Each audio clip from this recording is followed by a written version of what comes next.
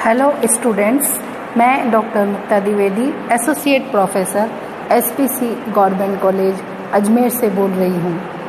आज का हमारा अध्ययन का विषय है भारतीय संसद, इंडियन पार्लियामेंट। केंद्रीय व्यवस्थापिका को भारतीय संविधान में पार्लियामेंट कहा गया है और इसका हिंदी रूपांतर संसद होता है। संविधान के अनुच्छेद 79 यानी कि 79 में लिखा है कि संघ के लिए एक संसद होगी जो राष्ट्रपति और दोनों सदनों से मिलकर बनेगी, जिनके नाम क्रमशः Rajya Sabha the council of states और Lok Sabha the house of people होंगे। राष्ट्रपति कार्यपालिका का प्रमुख होगा, परंतु संसद द्वारा पारित विधेयक उसके हस्ताक्षरों से ही विधि बनते हैं, इसलिए राष्ट्रपति संसद का अभिन्न अंग माना जाता है। भारतीय जो संसद है उसकी अपनी कुछ अनूठी विशेषताएं हैं, कैरेक्टरिस्टिक्स हैं। सबसे पहले हम भारतीय संसद की कुछ विशेषताओं को देखेंगे। भारतीय संसद द्विसदनीय निकाय से बनी है। जैसा कि विश्व के लगभग सभी देशों में ब्रिटेन, संयुक्त राज्य अमेरिका, फ्रांस, स्विट्जरलैंड, सोवियत रूस द्विसदनीय व्यवस्थापिका पाई जाती है और भारत में भी द्विसदनीय व्यवस्थापिका को अपनाया गया है। संसद का प्रथम और निम्न सदन Lok Sabha the house of people कहलाता है और संसद का द्वितीय और उच्च सदन Rajya Sabha the council of states कहलाता है। निम्न सदन से तात्पर्य है कि सामान्य जनता से चुने हुए प्रतिनिधि इसमें आते हैं, जबकि उच्च सदन से तात्पर्य है कि इसमें निर्वाचन अप्रत्यक्ष रूप से होता है। दूसरी महत्वपूर्ण विशेषता है भारतीय संसद की कि ये पूर्ण प्रभुत्व संपन्न संस्था नहीं है, जैसे कि ब्रिटिश संसद के लिए कहा जाता है कि ब्रिटिश संसद सभी कुछ कर सकती है सिवाय स्त्री को पुरुष और पुरुष को स्त्री नहीं बना सकती है, लेकिन भारतीय संसद के बारे में ऐसा नहीं है। भारतीय संसद की अपनी कुछ अलग विशेषताएं हैं और इसको हम कुछ अन्य प्रकार से समझ सकते हैं। क्यों भारत में ब्रिटिश नमूने के आधार पर संसद बनाई गई है, फिर भी हमने संसदीय शासन पद्धति के आधार पर हमने संसद का निर्माण किया है, फिर भी भारतीय संसद उतनी संप्रभु क्यों नहीं है? उसके कई कारण हैं। पहला कारण है कि भारत का संविधान एक लिखित संविधान है।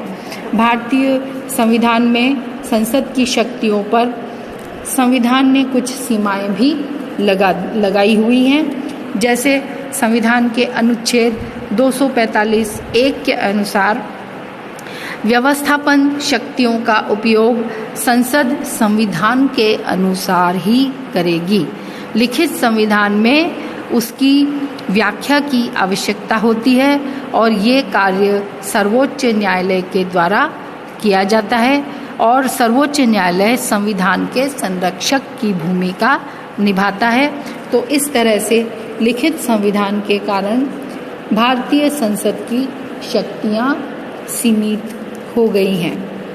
दूसरी, भारत में संघात्मक शासन व्यवस्था को अपनाया गया है और संघात्मक शासन की एक प्रमुख विशेषता होती है कि उसमें शक्तियों का विभाजन होता है।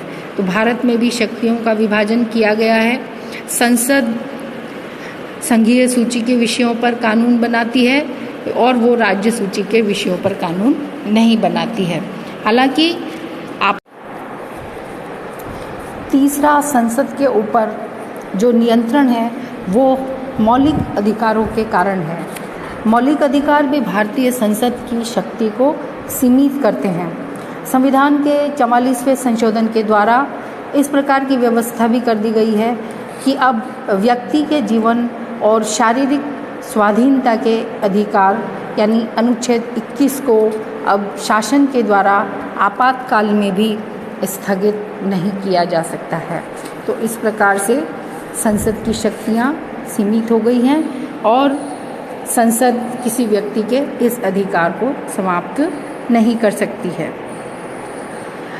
भारतीय संसद की एक अन्य प्रमुख विशेषता है कि भारतीय संसद को संविधान में संशोधन करने का पूर्णतः अधिकार प्राप्त नहीं है, बल्कि कुछ विषयों में राज्यों से संबंधित जो विषय हैं उन विषयों में संशोधन के लिए आधे राज्यों या उनसे अधिक राज्यों द्वारा संशोधन का समर्थन करना आवश्यक होता है, तभी संविधान में संशोधन किया जा सकता है।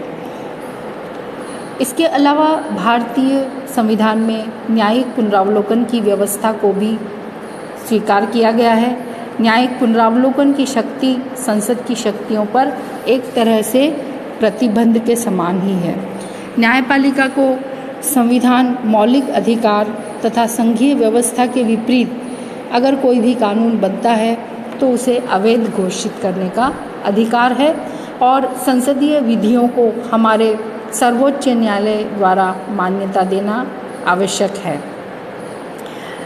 जैसा कि B.K. मुखर्जी ने स्पष्ट करने के लिए कहा है कि यह निर्णय करना न्यायपालिका का काम है कि अमुक कानून वैधानिक है या नहीं है, और न्यायालय के इस अधिकार को न्यायिक पुनरावलोकन की शक्ति कहा जाता है।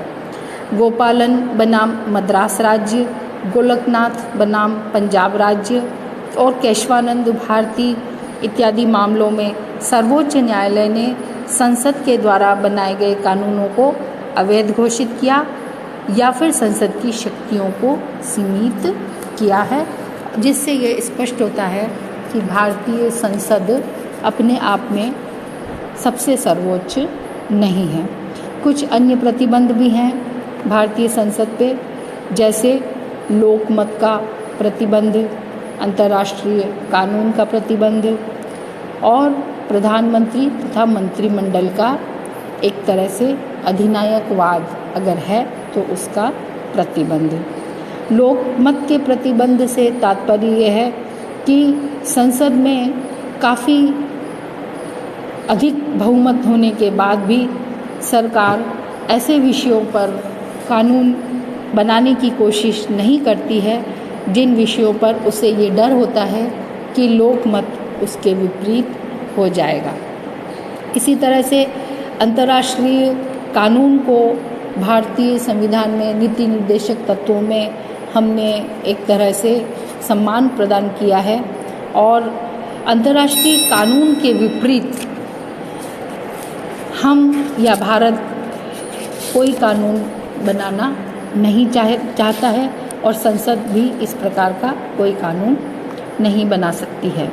इसी तरह से अगर प्रधानमंत्री का और मंत्रिमंडल का बहुमत प्राप्त दल का नेता होने के कारण वो हर मामले में नेतृत्व करते हैं, इसलिए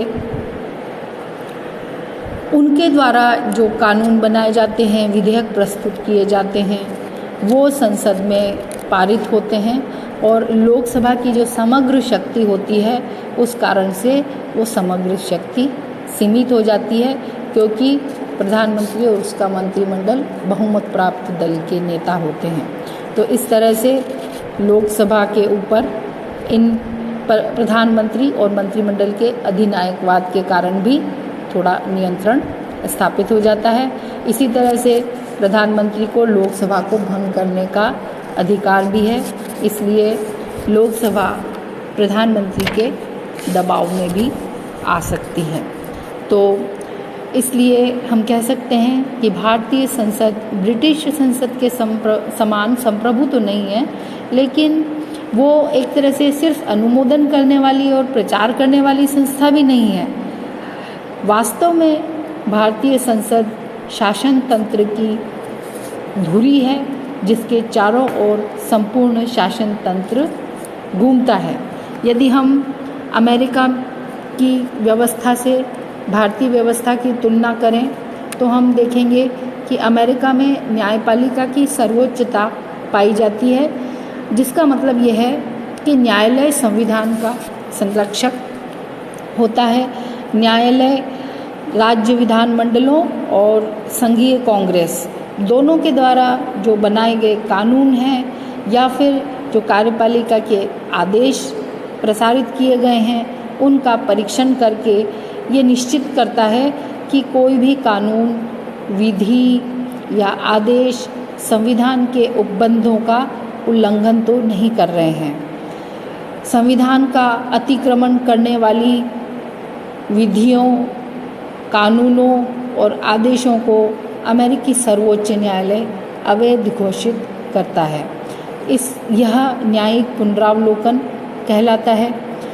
भारत में भी न्यायालय को न्यायिक पुनरावलोकन की शक्ति प्राप्त है। वह संसदीय विधियों की संवैधानिकता की जांच करता है और इस दृष्टिकोण से न्यायालय की स्थिति ऊंची है, लेकिन भारतीय संसद को ये अधिकार प्राप्त है कि वह विधि के द्वारा न्यायालय के इस अधिकार को किसी कानून के संबंध में सीमित कर सकती है। संसद के आदेश पर किसी विधि को न्यायालय में चुनौती नहीं दी जा सकती है। इस प्रकार भारतीय संसद अमेरिकी न्यायपालिका की सर्वोच्चता के सिद्धांत और इंग्लैंड की संसदीय संप्रभुता के सिद्धांत के मध्य का मार्ग अपनाती है। इस तरह से भारतीय संविधान में ये कोशिश की गई है कि सरकार के तीनों अंगों में एक तरह का संतुलन स्थापित हो, न तो न्यायपालिका सर्वोच्च बने, न हर मामले में कार्यपालिका सर्वोच्च बने और न ही व्यवस्थापिका ही सर्वोच्च बने। तीनों एक दूसरे पर नियंत्रण रखते हैं। Keep learning, keep growing. Thank you very much.